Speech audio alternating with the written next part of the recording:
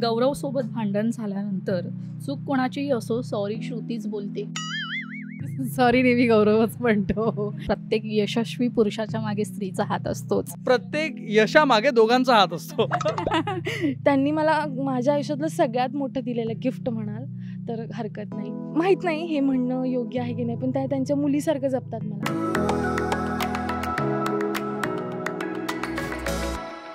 हाय hello welcome. मी तेजल चौकेकर खोत लोकशाही मराठीच्या विशेष सेगमेंटमध्ये तुम्हा सगळ्यांचं स्वागत करते. तर सोनी मराठी नेहमीच नवनवीन विषयांवरील मालिका प्रेक्षकांच्या भेटीला घेऊन येत असते. तर यातच आता नवी कोरी मालिका भूमिकन्या ही प्रेक्षकांच्या भेटीला येते आहे आणि याच निमित्तानं या मालिकेच्या सेटवर आलेली आहे. आणि आता माझ्यासोबत आहे अनुष्का बोराडे. तर अनुष्का या मालिकेत लक्ष्मीची भूमिका साकारते, म्हणजे ही नवी भूमिकांनी आपल्याला मिळालेली आहे. तर अनुष्का, तुझं लोकशाही मराठीमध्ये खूप खूप स्वागत. सगळ्यात आधी कशी आहेस? मी सुंदर, छान आहेस. आणि मालिकेचा प्रोमो आउट झालेला आहे आणि पहिल्यांदाच मालिकेत तू काम करतेस. स्वतःला छोट्या पडद्यावर पाहताना आणि छान प्रोमो तुझा आलेला आहे. कसं वाटतंय तो प्रोमो पाहताना? खूप छान वाटतंय. मला वाटत नाही की असं म्हणू नये, पण मला वाटत नाही की मी डिझर्व करते. बट स्टील गौरव सरांनी आणि श्रुती मॅमनी मला हा चान्स दिला आहे. सो मला खूप छान वाटतं आहे, ग्लॅड फील होतं आहे. ओव्हरफ्लेमिंग आहे, अशक्य वाटतं आहे, पण आहे ते हे असं काहीच आहे. प्रोमोमध्ये तू स्वतःला जेव्हा पाहिलंस आणि एक भूमिकन्या म्हणून तू मालिकेत दिसून येणार आहेस, म्हणजे तुझा बॅकग्राऊंड देखील शेतीशी आहे असं आम्हाला समजलेलं आहे. तर त्यामुळे तुला ही भूमिका थोडीशी जवळची वाटत असेल. शेती करणं, ट्रॅक्टर चालवणं, ह्या सगळ्या गोष्टी तू ह्या मालिकेत केल्या आहेस आणि हा बॅकग्राऊंड देखील तुझा आहे. जो काळ मी खूप वर्षा अगोदर जगले होते तो पुन्हा जगायचा चान्स मिळाला आहे मला. त्यासाठी मी खूप ग्लॅड फील करते. आणि खूप नवीन भूमिका आहे, खूप जबाबदारीची भूमिका आहे, खूप जबाबदारीचा विषय आहे. मी प्रयत्न करेल की हा विषय छान पद्धतीने मांडेल आणि लक्ष्मी सगळ्यांना आवडेल असाच नक्की प्रयत्न करेल. नक्कीच. लक्ष्मीची भूमिका तू साकारतेस. मग ह्याआधी तू नाटक केलेलं आहेस, नाटकांमध्ये वगैरे सगळ्या गोष्टी तुझ्या आहेत. तू प्रॉपर ह्या इंडस्ट्रीमध्ये स्टेप बाय स्टेप येत आहेस. मात्र गौरव घाटणेकर आणि श्रुती मराठे ह्या लोकांना तू एक प्रेक्षक म्हणून पाहिलेला आहेस. या दोघांनाही सिनेसृष्टीतलं मोठं कलाकार आहेत, मोठं नाव आहे या दोघांचं, आणि त्यांच्यासोबत तू काम करतेस. काय फिलिंग होती? कधी असं वाटलं होतं का या दोघांसोबत काम करण्याची संधी आपल्याला मिळेल? नाही, बिलकुल नाही. मी श्रुती मराठी मॅमची खूप आधीपासून फॅन आहे. मला वाटलं पण नव्हतं की त्या माझ्यासाठी हे असं काहीतरी घेऊन येतील. त्यांनी मला माझ्या आयुष्यातलं सगळ्यात मोठं दिलेलं गिफ्ट म्हणाल तर हरकत नाही. त्या मला खूप माहीत नाही हे म्हणणं योग्य आहे की नाही, पण त्या त्यांच्या मुलीसारखं जपतात मला. कधी पण सेटवरती येणं, मला विचारणं, म्हणजे सगळ्यांनाच विचारतात, पण मी माझ्या बाबतीत सांगते की खूप जवळचं करून घेतात त्या. त्यामुळे जे काही मी विचार केला होता तशाच आहेत त्या. आणि गौरव सरांबद्दल तुम्ही ऐकलं असेल, लहानपणापासून मी बघत आले त्यांना. इच्छा होती काम तेव्हा नव्हती, पण आत्ता असं वाटत होतं की वाव कसं छान, आणि तेच घडतंय. सो छान वाटतंय की ते दोघं पण, ज्यांना आपण कधीतरी असा विचार केलेला की कधीतरी भेटूया, त्यांच्यासोबत आज मी काम करते. आईवडिलांची काय प्रतिक्रिया आहे? म्हणजे आपण सर्वसामान्य बॅकग्राऊंडमधून आलेलो आहोत, त्यामुळे आपल्या मुलीला एक छोट्या पडद्यावर पाहताना, टी व्हीवर पाहताना खूप भरून येतं. आणि काय सांगशील, आईवडिलांची काय रिॲक्शन आहे या प्रोमो पाहिल्यानंतर? माझी आई भरपूर खुश आहे. तिलाही तिचंही असंच होतं की खरंच ती खूप रडलेली, तिला खूप आवडलेलं, आणि ती मला बोललेली की अशीच पुढे जात जा. आणि माहीत नाही का, तिला नव्हतं आवडत हे क्षेत्र, नाही आवडत तिला. पण आता असं झालं की नाही, तू चालली आहेस ना, तू जा, तू छान जा, खूप छान करते ती. आणि सगळ्यांना सांगत असते ती, माझी मुलगी अशी, माझी मुलगी तशी. सो आहे तिच्यात एक बदल आहे आणि तिला सुद्धा खूप आवडते. आम्ही प्रोमो पाहिला, त्या प्रोमोमध्ये आम्ही पाहिलं आहे की एक मुलगा तुला पाहायला येत असतो आणि त्यानंतर तुझा भाऊ तिथे येतो आणि म्हणतो की जमीन विकून मी तुझं लग्न करेल. त्यावेळेस तुझा तो डायलॉग छान होता की आईला विकून बहिणीचं लग्न करायचं नाही आहे. तर ती कन्सेप्ट, म्हणजे तुला कसं वाटतं की शेतीकडे आत्ताच्या वर्गाने वळणं खूप महत्त्वाचं आहे? आत्ताचे जनरेशन आहे शेतीकडे थोडं पाठ फिरवताना दिसून येते. तर या गोष्टींकडे तू कसे पाहतेस? मला उलट प्रश्न विचारायला आवडेल की आपल्या घरात आई नसेल तर कसं वाटेल, है ना? ती नसेल तर सुनं वाटतं, तिच्याशिवाय घासही जात. तर मला फक्त एकदम नॉर्मल सांगायचं तुम्हाला, शेती खूप गरजेची आहे. जर सगळेजण IT इंजिनियर हे सगळ्या गोष्टी केल्या आणि शेतीच राहिली नाही, खाल काय सगळ्यात आपण सगळ्या प्रोफेशनला पहिले ठेवतो, पण माझ्या मते शेती हे सगळ्यात पहिले येतं आणि मग बाकीचं सगळं येतं. त्याच्या जनरेशनने या सगळ्याकडे कसं पाहिलं पाहिजे? ऑफकोर्स करिअर म्हणून पाहावं, कारण का सगळ्या करिअरमध्ये हे सुद्धा करिअर करणं खूप गरजेचं आहे. आत्तासाठी तरी जमिनी खूप कमी होत चालल्यात. आपण आपल्या शेतीला जपावं आणि त्यामध्ये करिअर करावं असं मला तरी नक्कीच वाटतं. मला चान्स मिळाला तर मी नक्कीच करेल, कारण का मी जशी या मालिकेत इन झाली मला शेतीचं महत्त्व भरपूर कळलं आहे. किती असेल ना तर भरपूर आहे. मुळात तिला विकण्यात जेवढा मान नाही ना तेवढं तिला राखण्यात मान आहे, हे मला या मालिकेत कळलं. ट्रॅक्टर वगैरे चालवणं या सगळ्या गोष्टी तुला आधीपासून माहिती होतं? कधी ट्रॅक्टर नाही चालवला मी कधी, पण माझ्या सेटवरती ट्रॅक्टर चालवलं आणि त्यात पण असं रिव्हर्स घेतलाय, पुढे नाही येता आलं. ते येते तुला वर्कशॉपमध्ये सगळ्या गोष्टी शिकवल्या होत्या का? नाही, वर्कशॉप आमचं तसं नाही झालं. आमचं बाकीचं सगळ्या गोष्टीच झालं, पण असंच रँडमली हातात दिलेलं की बघ जमतंय का जमतंय, आणि जमलं. ठीक आहे. बरं मला आता सांग, भूमिकन्या म्हणून प्रेक्षकांना काय सांगशील? प्रेक्षकांनी का मालिका पाहावी? काही नाही, मी आव्हान एवढंच करेल की 10 जूनपासून आमची नवी कोरी गोष्ट भूमिकन्या साथ घालते निसर्ग राजा या टायटलवरूनच तुम्हाला कळलं असेल तर ती नक्की पहा. सोमवार ते शनिवार रात्री 8 वाजता 10 जूनपासून. Thank you so much. भूमिकन्या या मालिकेला लोकशाही मराठीकडून खूप खूप शुभेच्छा. Thank you so much. थँक्यू. आता माझ्यासोबत आहे गोड जोडी आणि निमित्त आहे भूमिकन्या ही मालिका, जी सोनी मराठीवर नवी कोरी मालिका आपल्या भेटीला येत आहे. आणि माझ्यासोबत आहे गौरव आणि श्रुती. तुम्हा दोघांचंही लोकशाही मराठीमध्ये खूप खूप स्वागत. आणि येस, पुन्हा एकदा प्रोड्युसिंग करताय, पुन्हा एकदा निर्मिती क्षेत्रात वळत आहे दोघंही एकत्र. आणि विषय देखील खूप खोल आहे, कारण शेती हा विषय आहे. सध्या कृषीप्रधान आपला देश आहे आणि शेतीचा खूप गाजावाजा सगळीकडे आहे. आणि अशातच हा विषय निवडावासा का वाटला? ॲक्च्युली ही जॉईंट कॉन्सेप्ट आहे. मी पण एक कॉन्सेप्ट घेऊन गेलो होतो सोनी मराठीकडे, आणि सोनी मराठीच्या ज्या फिक्शन हेड आहेत सुहा कुलकर्णी, त्यांनी मला सांगितलं माझ्याकडे पण एक असं एक कॉन्सेप्ट आहे, तू बघ आपण ह्याच्यातनं काही मध्यस्थी काढू शकतो का? मग मी तुला एक लाईन देते, कारण तू जे सांगितलं त्याच्यावर मी पण जरा एक विचार करते आहे, आणि तुझी लाईन 1 लाईन आणि आमची 1 लाईन कुठेतरी क्रॉस होती आहे, तर आपण एक काम करूया, तुला मी सांगते त्या ह्याच्यात हे सगळे गोष्टी आणू शकाल का तुम्ही?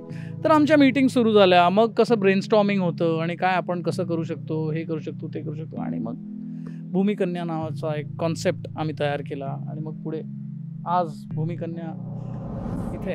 ब्लॅक कॉफी पुन्हा एकदा एक छान मालिका घेऊन येते. त्याआधी नवागडी नवाराची मालिका आली, त्यात देखील तुम्ही दोघांनी प्रोड्यूस केलं.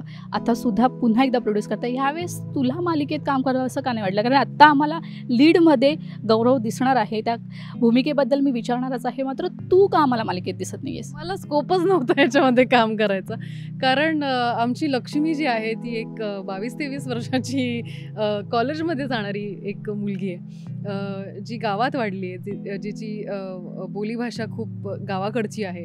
ह्या कुठल्याच क्रायटेरियामध्ये मी बसत नव्हते, नाही तर मी केलं असतं. पण हर्षवर्धनचं जे कॅरेक्टर आहे ते शहरी आहे. तो जरी गावाचा जन्म असला तरी तो अनेक वर्ष शहरात राहतोय, त्यामुळे एक वेगळ्या पद्धतीचं एक पॉलिश्ड लुक असणारं, एक सोफेस्टिकेटेड असं ते हर्षवर्धनचं कॅरेक्टर होतं, ज्याला गौरव जात होता असं आमचं सगळ्यांचंच मत झालं. म्हणजे चॅनलचं पण झालं, आमचं आज प्रोडक्शन म्हणून पण झालं. आणि मग त्याला काही सोयच नव्हती, आपलंच प्रोडक्शन आहे की नाही, मग कर की नाही, प्रॉब्लेम काय तुला करायला. सो आपलंच प्रोडक्शन आहे म्हणून त्यामध्ये भूमिका करतोयस. काय सांगशील? तुझा एक वेगळा टच आहे. म्हणजे पुन्हा एकदा एक म्हणजे शेतकरी हा विषय जरी निवडला असेल तरी तुझं मॉड भूमिका यामध्ये आम्हाला पाहायला मिळणार आहे. हो, सी प्रोड्युसर आणि ॲक्टर दोन्ही एकत्र असणं खूप खूप डिफिकल्ट आहे. लोकांना वाटतं की काय तो स्वतःच्या मर्जीने जितकं पाहिजे तितकं काम करत असतो, तर असं नाही आहे. त्याला खूप जास्त जबाबदाऱ्या असतात, खूप जास्त लोकांना आन्सर करावं लागतं. या गोष्टी दोन्ही कशा बॅलन्स करतोय, मला आवडतंय करायला. आणि हो म्हणजे करतोय. आता कसं करतोय ते हे असं आहे ना की तुम्ही एक्सपिरियन्स नाही केलं तर तुम्ही बोलू नाही शकणार. आणि मला खरंच आवडतं नवीन गोष्टी एक्सपिरियन्स करायला, नेक्स्ट लेवलला जायला. तेच करून काय पॉईंट आहे? आपण कधी नवीन केलं पाहिजे. मला नेहमी वाटतं, मी श्रुतीला पण ते सांगतो, आपण दोघं इंडस्ट्रीची मुलं आहोत. म्हणजे आमचे आई वडील इकडचे नाही आहेत, पण आम्ही कर्माने इकडची मुलं आहोत. तर आपण पुढे गेलं पाहिजे, काहीतरी नवीन केलं पाहिजे. नेहमीच माझ्या मनात ती माझी कुणकुण होतीच. आणि तिला बोललो की तू माझी साथ देशील ह्याच्यात तर दॅट विल बी ग्रेट, आणि जर तू नाही देत असेल तरी मी काही ना काही करत राहीन. But she was completely with me when म्हणजे मी जेव्हा तिला सांगितलं की आपण असं काहीतरी करूया, तर आय एम रिअली थँकफुल की हे तिच्यामुळे करताय सगळं. हो केलं. ची साथ तर असणारच आहे, कारण प्रत्येक यशस्वी पुरुषाच्या मागे स्त्रीचा हात असतोच. प्रत्येक यशामागे दोघांचा हात असतो. बरं, मला असं विचारायचं आहे की सध्या आपण पाहतो की हे जे जनरेशन आहे ते डॉक्टर, इंजिनिअरिंग ह्या क्षेत्राकडे वळताना खूप पाहायला मिळतं आणि अशातच या युथफुल दुनियामध्ये, या सोशल मीडियाच्या दुनियामध्ये तुम्हाला शेतकरी ह्या विषयावर मालिका काढावीशी वाटली, या शेती या विषयावर मालिका काढावीशी वाटली का? काही वेगळा कन्सेप्ट सुचला नाही आणि ह्याच विषयावर का, म्हणजे ह्या आत्ताच्या नवीन पिढीने शेती या विषयावर हात घातला पाहिजे असं तुम्हाला वाटतं? तुला माहिती आहे, it is surprising to know की 40% वाढ मुलींची झालेली आहे BSc ॲग्रिकल्चर करण्यामध्ये. आणि आम्ही जेव्हा रिसर्च करायला लागलो तेव्हा आमच्यासाठी पण हे शॉकिंग होतं, कारण आपल्याला नेहमीच असं वाटायचं की शेतकरी म्हटलं की तो एक पुरुषच असेल किंवा त्यांनीच हे सगळं घडवलेलं असेल. पण नाही, आता अनेक मुली आहेत ज्यांना शेती करायची. आणि नुसतं शेती म्हणजे जाऊन शेतामध्ये जाऊन राबणं ही शेती नाही म्हणत आहे, पण आता वेगवेगळ्या टेक्नॉलॉजीज आलेल्या आहेत आपल्याकडे. आपण वेगळ्या पद्धतीने कशी शेती करू शकतो ह्याच्यावर रिसर्च चालू आहे. ऑर्गॅनिक फार्मिंगवर आता रिसर्च चालू आहे. ज्या अनेक भाज्या फळं जे बाहेर आहेत, जे आपण इथे आणून इम्पोर्ट करतो आणि जे महाग येतात, ते आता इथे उगवायचं ते प्रयत्न करतात. म्हणजे right from avocados to passion fruit to ह्या सगळ्या गोष्टी जे आपण आता खातो ते इथे आता प्रोड्यूस करायचा प्रयत्न करतात. And that is all because की आता शेतीमध्ये नॉलेज वाढत चाललं आहे आणि अनेक लोक ते सिरियसली घेतात. सो मला वाटतं ते आता तसं उरलं नाही की अरे शेतकरी म्हणजे एक वेगळ्या पद्धतीचा, पण असं नाही उरलं आहे आता. एका शेतकरीकडे किंवा फार्मिंगकडे बेसिकली एका खूप वेगळ्या पद्धतीने बघितलं जातं आणि व्हेरी पॉझिटिव्ह वे. सो ही जशी इंडस्ट्री वाढत चालली त्याच्यावर काहीतरी आपण करू शकतो, हे लोकांपर्यंत पोहोचू शकतो, हे आमच्या डोक्यात चाललं होतं आणि ते फुललं सगळं. आणि म्हणून नक्कीच प्रोड्युसर आता घरचेच आहे, त्यामुळे कधी डिमांड आहे का प्रोड्युसर म्हणून काहीतरी श्रुतीकडे ना ही गोष्ट झालीच पाहिजे? आजच सकाळी होती, जिला तिने सांगितलं ही असं काही होणार नाहीये.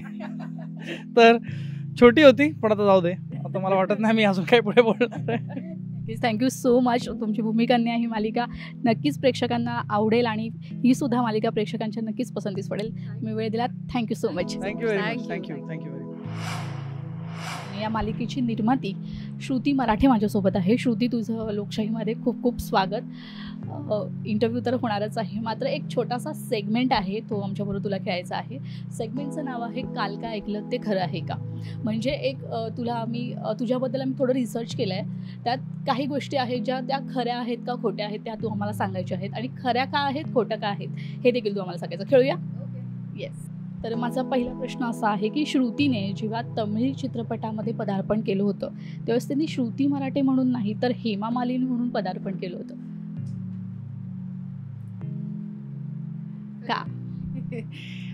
सो तेव्हा श्रुती मराठे नाव त्यांना फार ओके वाटलं नाही आणि त्यांना असं वाटलं की आपण नाव चेंज करावं. आणि I was steel okay with that. पण त्यांचं असं झालं की आपण तुझं नाव हेमा मालिनी ठेवूया. आणि मग मी भयंकर शॉकमध्ये गेले होते ते ऐकून की हेमा मालिनी कसं काय नाव असू शकतं. कारण एक तर ते ऑलरेडी आहेत, लिव्हिंग लेजंड आहेत, त्या जिवंत आहेत आणि एक कोणीतरी प्रसिद्ध व्यक्तिमत्व आहे ऑलरेडी. तुम्ही दे cannot be another Hema Malini. पण अनफॉर्च्युनेटली खूप नवीन असल्यामुळे माझं काही से नव्हतं त्याच्यामध्ये. त्यामुळे पहिला तमिळ चित्रपट जो मी केला त्याच्यामध्ये हेमा मालिनी असं नाव होतं. पण जेव्हा त्याच्यानंतर जेव्हा दुसरा तमिळ चित्रपट ऑफर केला गेला, माझी पहिली अट होती की मी माझं नाव बदललं आणि मग ते बदललं आणि मग श्रुती परत ठेवलं. श्रुती एक कराटे ब्राऊन बेल्ट चॅम्पियन आहे. सो आमच्याकडे घरी स्पोर्ट्सला खूप जास्त महत्त्व दिलं गेलं होतं आणि अजूनही देतं. कारण माझी आई नॅशनल ॲथलीट आहे. ती जॅव्हलिन थ्रो, शॉर्टपट वगैरे हे सगळं खेळायची. रेसमध्ये रनिंगमध्ये ती होती. माझी मोठी बहीण कराटेमध्ये ब्लॅक बेल्ट आहे, ती पण रनिंग आणि स्पोर्ट्समध्ये अव्वल होती. सो बाय डिफॉल्ट मी पण त्याच्यात गेले. असं नाही की माझा इंटरेस्ट नव्हता, पण माझा इंटरेस्ट जास्त कलेकडे होता. पण आता ह्याच्यात मला म्हणजे मला उतरवलं होतं स्पोर्ट्स आणि कराटेमध्ये, तर I was doing well. So मी ब्राऊन बेल्टपर्यंत पोचले, ब्लॅकपर्यंत नाही पोचू शकले. गौरवसोबत भांडण झाल्यानंतर चूक कोणाचीही असो, सॉरी श्रुतीच बोलते.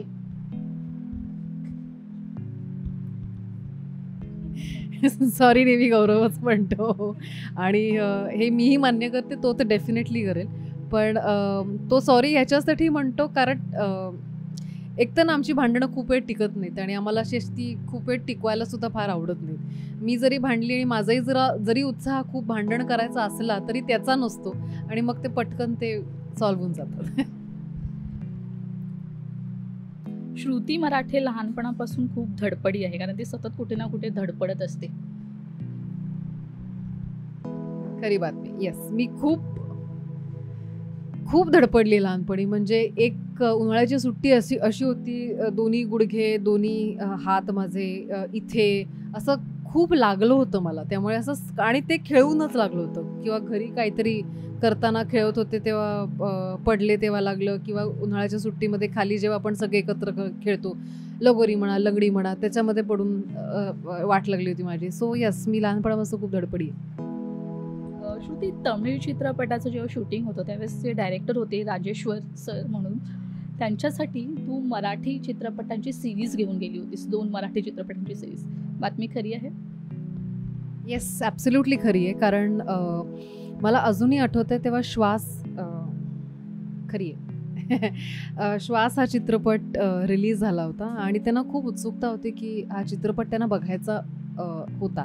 आणि चित्रपट रिलीज होऊन काही काळ झाला होता श्वास, तर मी त्यांना म्हटलं मी तुमच्यासाठी CD किंवा DVD घेऊन येईन. आणि त्यांना खूप जास्त मराठी चित्रपटांबद्दल आवड होती आणि आम्ही बऱ्यापैकी मराठी चित्रपटाबद्दल चर्चा केलेली, गप्पा मारलेल्या आहेत. सो मला असं वाटलं की त्यांना खूप जास्त इंटरेस्ट आहे. सो दरवेळेस जेव्हा मी शूटिंगला जायचे तेव्हा काही नवीन CDs ज्या मराठी चित्रपटांच्या येऊन गेल्यात किंवा आहेत मार्केटमध्ये ते नक्की घेऊन जायचे. लहानपणी श्रुती तिच्या आईला मम्मीली या नावाने हाक मारायची. सो मी आणि ताई आम्ही खूप मस्ती करायचो आणि सगळ्यांसारखंच आईनी सुद्धा आम्हाला खूप धपाटे मारलेले आहेत, खूप ओरडली आहे. तर मला असं वाटायचं तेव्हा ना बाबा अनेक इंग्लिश चित्रपट बघायचे, त्यात ब्रुसली हे कॅरेक्टर आमच्या नजरेत पहिल्यांदाच आलं होतं. आणि असंच आम्हाला ब्रुसलीचं नेहमी सतत फाईट करत असतो आणि कराटे करत असतो आणि या सगळ्या गोष्टी असं मी ब्रुसलीचं बघितलं होतं. तर मला असं नेहमी वाटायचं की आपली आई ब्रुसलीसारखी मारते आपल्याला, म्हणून ब्रुसली नाही तर मम्मीली म्हणून तिचं नाव मम्मीली असं म्हटलं. गौरव नेहमीच रील्स बनवताना समज किंवा कधी चुकीचे लिरिक्स कॉन्फिडंटली गातो. ॲक्च्युली ना खरी खोटी नाही सांगता येणार, तो नॉर्मली बऱ्यापैकी ओके लिरिक्स गातो. पण एखादं असं म्हणतात ना, एखादं गाण्याचे चुकीचे लिरिक्स जर तुमच्या डोक्यात बसले तर तुम्ही कितीही प्रयत्न केलेत तरी ते बरोबर लिरिक्स तुमच्या डोक्यात येत नाहीत. तसं त्याचं होतं. नुकतेच 1-2 व्हायरल झालेले 2-3 गाणी आहेत ज्याचे खूप कॉन्फिडेंटली तो चुकीचे लिरिक्स गातो आणि कितीही म्हटलं तरी त्याचं असं म्हणणं आहे माझ्यासाठी हेच लिरिक्स मी असंच गाणार. थँक्यू सो मच श्रुती, मजा आली. तुला कसं वाटलं रिसर्च तुझ्याबद्दलचं? मस्त रिसर्च आहे, असे छान वेगवेगळ्या पद्धतीचे आणि टाईपचे प्रश्न कुठनं तुम्ही शोधून काढले मला माहिती नाही, पण इंटरेस्टिंग होते. So much.